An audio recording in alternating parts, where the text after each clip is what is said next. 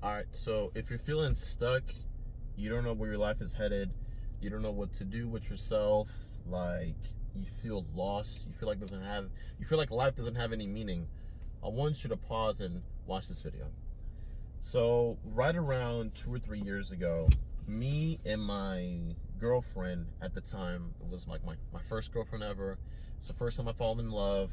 It was brand new to me. There was a lot of stuff that I didn't know. We finally decided that like enough was enough. We're not gonna be together. Like it had been super toxic. We were on, we were off. We would talk even though we were exes. I would go down and see her. She would see me, but we weren't together. But we act like we were together. Like it was just super toxic at that point. To be quite honest, I was very comfortable. You know what I mean? Like I've never had a woman's love per se. Like I've never been in love that way. It drove me to doing things that, now I would like never do. But it's like I didn't know at the time. So I sacrificed a lot of like myself for her. And any man that knows that once you sacrifice your goals, your dreams, your ambitions for a woman, she's quickly gonna start to see that, and the attraction that she had for you initially is gonna start to fade away. And eventually that faded away completely for her. And we said enough was enough and we just moved apart. For the next like 3 months, I had been the most depressed person I've ever been. I started to drink a whole lot. Every weekend, I was drinking. I was taking in shots, taking in beers, taking in those like sweet beers as well. What's it called? Seltzer.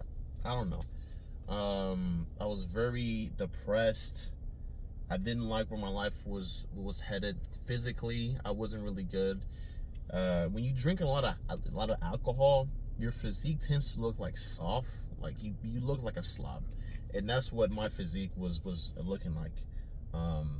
I was like reverting back to some of my old habits, so I started to kind of like people please. I started to do things to make other people laugh, and I was focused on like other people's problems because I was so hurt on the inside. I didn't want to like open up to anybody. I didn't want to talk to anybody.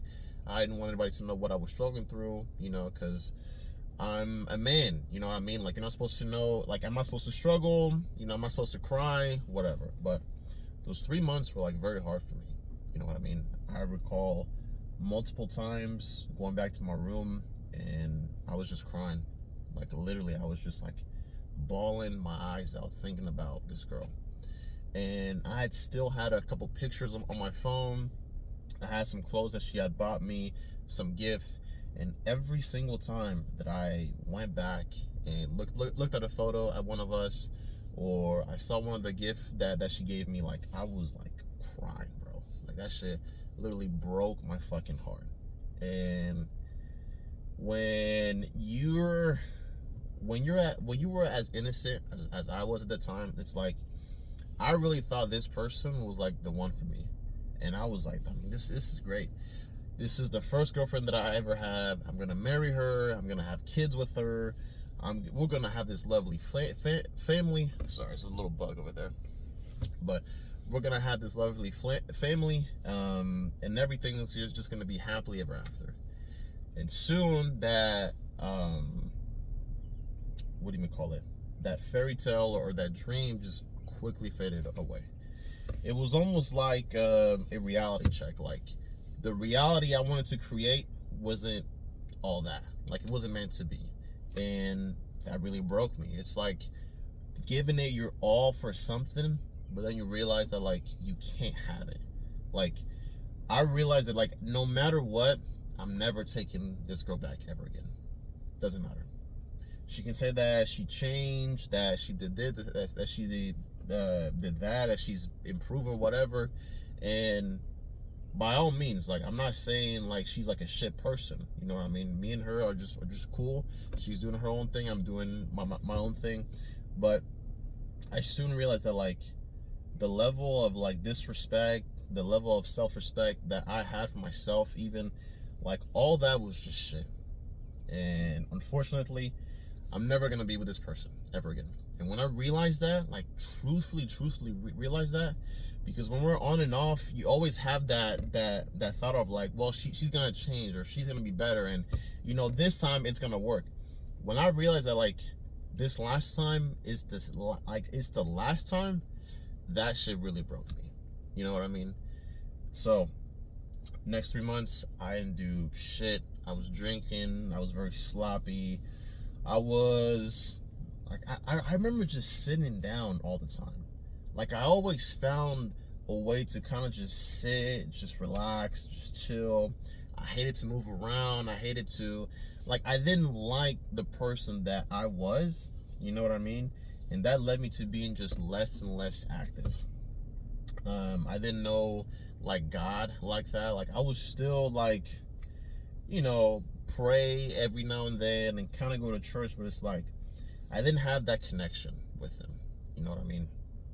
And what ended up helping me kind of take my life, like, around was, what I started doing was, number one, I always went out. I'm not saying I went out to party, but what I said was, if I were to do something, I wanted to do it outside where people could see me. I could possibly socialize. Like, I didn't want to be in a room by myself. Why? I know me, and my thoughts tend to fuck me over a lot of times. I tend to, like, overthink, and I would think, well, what if I did this? What if I call her? Yada, yada, yada. So I said, fuck that. The only time that I'm gonna be in my room is when I am sleeping and when I'm waking up, and that's it. The rest of the time, I want to spend it outside. I want to be outside. Even if I read a book, I want to read it outside. Even if I want to study outside. Even if I want to, like, it doesn't matter. I have to leave my environment. I have to leave the place that it's giving me all these thoughts, and start creating new. So that was one thing I started to do. The second thing is, I was very real with myself. You know what I mean? Like I said it. I understood that this person was not, like, we were never going to be together. We were never ever going to be together. When I realized that, I started to not only mentally take like those thoughts away, but I also started to delete everything that we ever had shared together. Any pictures, any gifts, anything that made me remind me of her, I threw all that shit away. I went cold turkey, per se. So I really wanted to detach myself from this person. I had so many things from her, and we were almost like combined, but I wanted to just detach myself from her and just become my own person. You know what I mean? And it was very hard, bro. I had like more than 1,000 pictures. You know what I mean? And to go one by one and delete all those things, it was like heartbreaking to me. You know what I mean? I would look at a picture and I was like, damn, we went to this trip together. And I would flip to the next picture, damn, we spent Christmas together. Like, I had those thoughts, but I was like very real with myself. And I'll be honest, I cried a lot. You know what I mean? I was very sad. I was very depressed. But being comfortable understanding that the reality I have isn't like the actual reality that I need was like very real. It doesn't quite make sense maybe when I explain it to you, but when you can just be comfortable with the reality that you thought you had isn't gonna work out anymore, that helps you start to create a new reality. You know what I mean? So I did those two things. Number 3, which is probably the most important one, is I always took action in something. So even though I was still lifting, I wasn't giving it my all. So I started to lift heavier. I started to go harder. I started to do more reps, do more weights, started getting better, started cleaning up my diet more. Like, I started to improve myself. And I wanted to improve every single area that I was weak in. So at one point, it was the way that I look physically.